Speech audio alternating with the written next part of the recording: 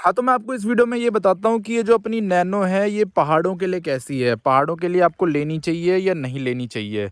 और पहाड़ों में आप एसी भी नहीं चला सकते नैनो में, एसी चला दोगे फिर तो चढ़ ही नहीं पाएगी। तो अभी फ़िलहाल यार अपनी नैनो को लेके कुछ इस तरह की जगह पे पहुँच गया हूँ। ये देख लो, कितना बड़ा ग्राउंड है, एकदम ग्रीन ग्रीन। और ये खड़ी अपनी नैनो जो कि नीचे से काफ़ी ज़्यादा गंदी हो रखी है, पानी लग लग के। बारिश का मौसम चल रहा है इसीलिए। ये देखो इधर से कितनी ज़्यादा मस्त लग रही है बारिश में। बारिश में यार पूरी दुनिया की खूबसूरती बढ़ जाती है। अभी यहाँ पे एकदम सूखा सूखा सा हो रखा था, एक बार बारिश हुई सब कुछ हरा हो गया। वो भी ये बिना मौसम की बारिश है। बाकी अपनी नैनो भी देखो कितनी मस्त लग रही है बारिश में। और देखो मोर की आवाज़ भी आ रही है वहाँ सामने से, यहाँ मोर बहुत सारे हैं। और मौसम यार इतना मस्त हो गया है इस एरिया में, तो पहाड़ों जैसी खुशबू आती है, जैसे पहाड़ों में खुशबू आती है ना, ऐसे ही खुशबू आती है इस पूरे एरिया में। और यार एक चीज़ जो बहुत सारे भाई अपनी नैनो से रिलेटेड पूछते रहते हैं जब से मैं शिमला से आया हूँ, मतलब एक दो भाइयों ने ही पूछा है कि क्या ये पहाड़ों के लिए सही है या नहीं है। अगर आप पहाड़ में रहते हो तो आपको लेनी चाहिए या नहीं लेनी चाहिए। वैसे ये भी पहाड़ी है, अरावली हिल्स, पर ये थोड़ी प्लेन प्लेन सी पहाड़ी है। देख रहे हो क्या है ये, हिरन है या नील गाय है? नील गाय है ये, नील गाय का बच्चा। और यहाँ नॉर्मल गाय, देखो सब है हमारे यहाँ, नील गाय भी है और नॉर्मल गाय भी है। हाँ, तो मैं आपको इस वीडियो में ये बताता हूँ कि ये जो अपनी नैनो है, ये पहाड़ों के लिए कैसी है, पहाड़ों के लिए आपको लेनी चाहिए या नहीं लेनी चाहिए। तो अभी जब मैं शिमला गया था ना, शिमला में बहुत सारी नैनो दिखी मेरे को पता नहीं था कि शिमला में इतनी सारी नैनो है। लेकिन शिमला में भर भर के नैनो है, हर थोड़ी थोड़ी दूर में आपको एक नैनो दिख जाएगी वहाँ पे। इतनी नैनो तो दिल्ली में नहीं दिखती जितनी मेरे को शिमला में दिखी थी, हर थोड़ी थोड़ी दूर में एक नैनो दिख रही थी। तो इससे ये तो पता चल जाता है कि ये कार पहाड़ में चल सकती है, लेकिन कैसी चलेगी वो मैं आपको बताऊंगा। उसके अलावा मैंने एक और वीडियो देखी थी नॉर्थ ईस्ट साइड की, तो वहाँ पे भी ना बहुत सारी नैनो थी। उस वीडियो में दिखा रहे थे हर थोड़ी थोड़ी दूर में नैनो दिख रही थी। तो ऐसा नहीं है कि गाड़ी ये चढ़ नहीं पाती, कई लोग बोलते हैं ब्रेकर में नहीं चढ़ पाती, यहाँ नहीं चढ़ पाती, लेकिन ये हर जगह चढ़ जाती है। पहाड़ों में भी चढ़ी जाती है लगभग हर जगह। आज तक मैं जितनी भी जगह इसको लेके गया हूँ हर जगह ये चढ़ गई है बिना किसी दिक्कत के। दूसरे गियर में नहीं तो पहले गियर में तो चढ़ी जाती है। और यार यहाँ का रास्ता देख लो कितना ज़्यादा बढ़िया है। बढ़िया तो है लेकिन पतला है बहुत ज़्यादा। सामने से कोई कार आ गई तो एक कार को साइड में दबानी पड़ेगी। और बहुत सारे लोग तो नैनो को लद्दाख तक भी लेके जा रखे हैं, लद्दाख में भी दिख जाएगी आपको नैनो। तो इसीलिए ऐसा नहीं है कि गाड़ी चल नहीं सकती, चलने को तो कहीं भी चली जाएगी। पर यह है कि पहाड़ों में ना एक दिक्कत लगती है मेरे को नैनो में, और वो है बॉडी रोल की दिक्कत। अब जैसे इसका टॉल बॉय डिज़ाइन है, जिसके कुछ बेनिफिट हैं तो कुछ नुकसान भी है। बेनिफिट ये है कि ये देख लो कितना ज़्यादा हेडरूम मिलता है, एकदम खुली खुली लगती है, स्पेशियस लगती है। ये शीशे बड़े बड़े हैं बहुत ज़्यादा चारों तरफ के, तो ऐसे घुटन सी नहीं होती इस कार में। लेकिन टॉल बॉय डिज़ाइन का जो नुकसान है वो ये नुकसान ये है कि ना इसमें बॉडी रोल होता है टॉल बॉय डिज़ाइन में। अब पहाड़ों के रास्ते कैसे होते हैं, जैसे ये वाला रास्ता है, ऐसे ही रास्ते होते हैं पहाड़ों के भी, कभी इधर कभी उधर, सांप जैसे रास्ते। तो बॉडी रोल की वजह से आप ज़्यादा स्पीड में नहीं चला सकते, ऐसे डर सा लगा रहता है। खासकर जब अकेले बैठे हो, 4 लोग बैठे होते हैं तो गाड़ी में वजन थोड़ा बढ़ जाता है, लेकिन जब अकेले बैठे हो तब थोड़ा लगता है। और भले ही पलटे ना भी, लेकिन एक मन में ना डर सा रहता है। तो इसीलिए एक ये दिक्कत लगती है मेरे को नैनो के साथ, खासकर पहाड़ों में।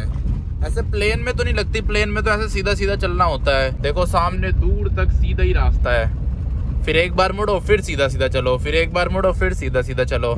लेकिन पहाड़ में तो बार बार इधर उधर इधर उधर इधर उधर स्टीयरिंग घूमता ही रहता है। तो टॉल बॉय डिज़ाइन होने की वजह से और टायर छोटे होने की वजह से थोड़ा स्लो ले जाना पड़ता है। स्लो में तो कोई दिक्कत नहीं है, स्लो में तो चली जाती है, स्लो में बॉडी रोल भी फील नहीं होता।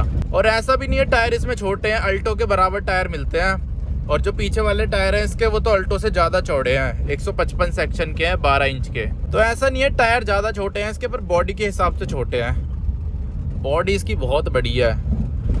अब ये लगा लो अल्टो से डबल स्पेस है इसमें, हर चीज़ में, लेग रूम में, हेड रूम में और ऐसे में। तो उसकी वजह से इसकी बॉडी बड़ी है। और पहाड़ों में आप एसी भी नहीं चला सकते नैनो में, एसी चला दोगे फिर तो चढ़ ही नहीं पाएगी। वैसे एसी चला के तो 800 भी मुश्किल से चढ़ पाएगी। ये छोटी छोटी गाड़ियाँ बिना एसी के चढ़ाने के लिए पहाड़ में। ये अल्ट्रोस कितनी बढ़िया लग रही है, रेड कलर की।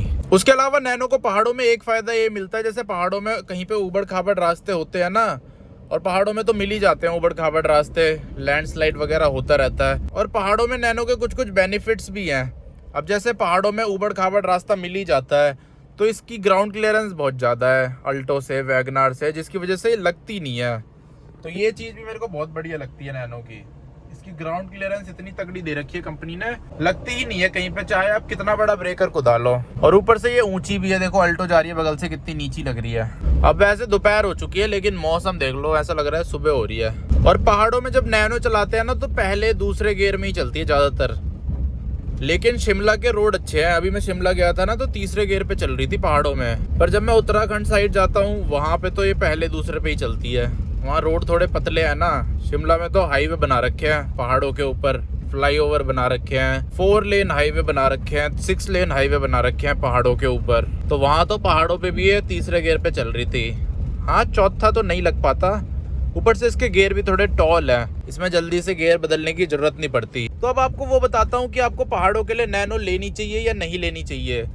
तो वैसे प्राइस के हिसाब से देखा जाए तो इसके अलावा आपको मिलेगा ही नहीं कुछ, तो उस हिसाब से देखा जाए तो लेनी चाहिए। लेकिन अगर आप महंगी नैनो लेने की सोच रहे हो, जैसे एक्सटी मॉडल वगैरह आते हैं, 17 मॉडल, 16 मॉडल, जो कि 1.5 लाख, 1.40, 1.30 ऐसे बेचते हैं लोग, तो उसकी जगह मेरे हिसाब से आपको अल्टो में जाना चाहिए। क्योंकि अल्टो ना नीची गाड़ी है, पहाड़ों के लिए सही है अल्टो। ऐसे सांप वाले रास्ते होते हैं ना, ऐसे ऐसे ऐसे ऐसे स्टेयरिंग करोगे उसका तो वो पलटेगी नहीं।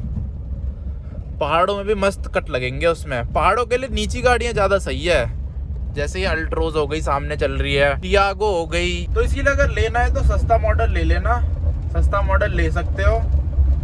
इतना सस्ता होना चाहिए कि उस प्राइस में आपको कोई और कार ना मिल सके, अल्टो वगैरह। लेकिन अगर आप इतने में लेने की सोच रहे हो कि आपको उस प्राइस में अल्टो भी मिल रही है या मिल सकती है, तो फिर अल्टो में जाओ।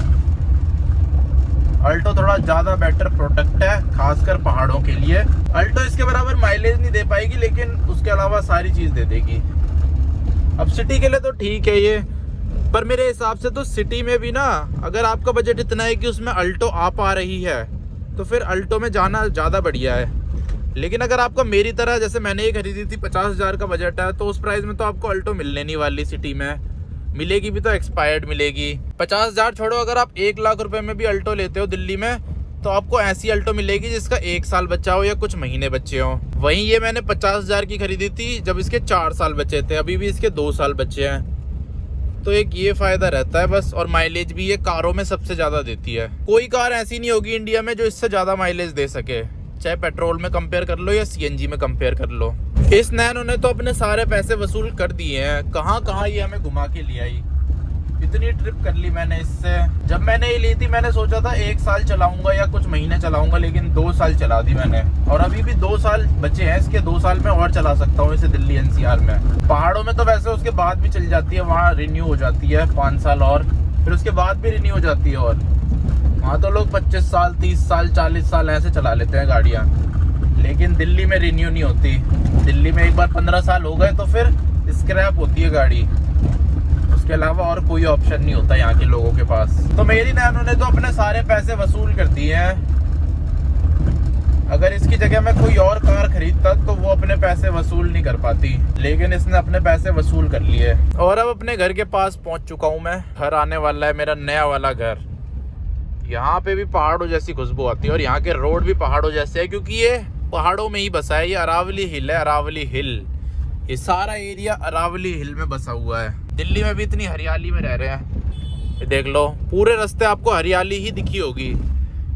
इस वीडियो का कोई सा भी कोना खोल के देख लेना, हरियाली हरियाली, फूल ही फूल दिखेंगे आपको। तो अब पहुंच चुका हूं अपनी सोसाइटी में, और हमारी सोसाइटी में भी देख लो कितने पेड़ हैं। पूरा रोड ढक रखा है पेड़ों से, आसमान नहीं दिखेगा आपको, पेड़ ही पेड़ दिखेंगे यहाँ। और ये मेरी गाड़ी के आगे भी पेड़ है, गाड़ी के पीछे भी पेड़ होगा। और यार ये सामने खड़ी है अपनी बाइक यहाँ पार्किंग में, कितनी बढ़िया लग रही है यहाँ से देखो। तो अब यार घर पहुँच गया हूँ मैं। यहाँ टीवी में मैंने एक मूवी लगा दी है, और मैंने ये मंगा लिया अपने लिए। देखो, डार्क फैंटेसी के 2 फ्लेवर है, एक पीनट बटर वाला है और एक ये हेज़लनट वाला। ये मैंने मंगाए हैं फ्लिपकार्ट से। तो इनको खाता हूँ और साथ में मूवी देखता हूँ।